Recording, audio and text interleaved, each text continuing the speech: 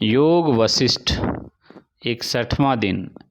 सद्वसनस्य हृदयम् अतिवाहिक संविद्धि देहो विस्मृतिम अयति गर्भसमस्थेव यौवने।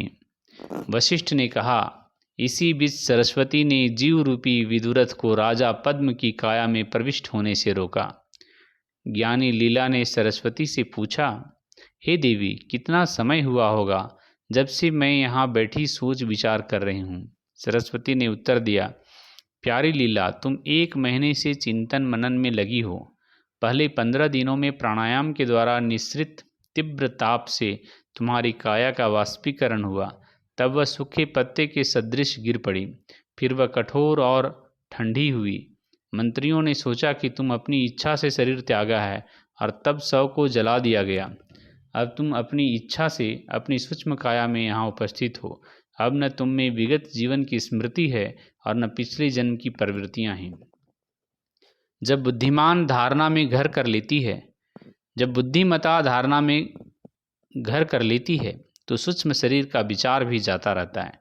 ठीक वैसे ही जैसे कोई युवा अवस्था में अपनी भ्रूण अवस्था को भूल जाता है।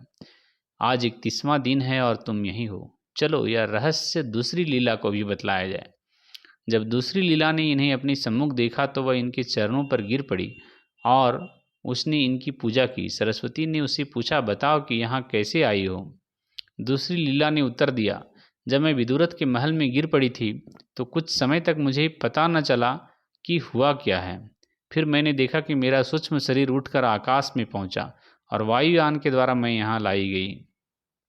और यहाँ आकर मैंने देखा कि विदुरथ पुष्पोद्यान में पड़े हैं और सो रहे हैं।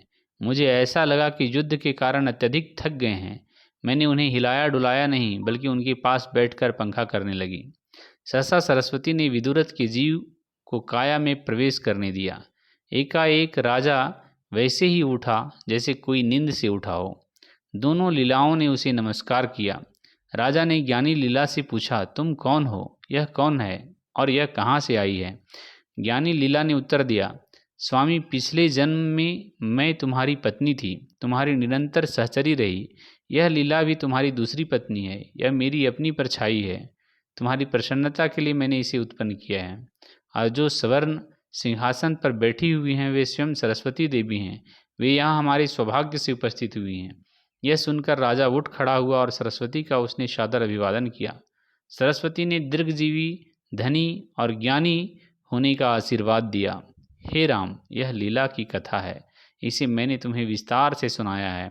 इस कथा पर मनन करने पर तुम्हारे मन में दृश्य जगत के प्रति जो थोड़ा बहुत विश्वास है वह दूर हो जाएगा।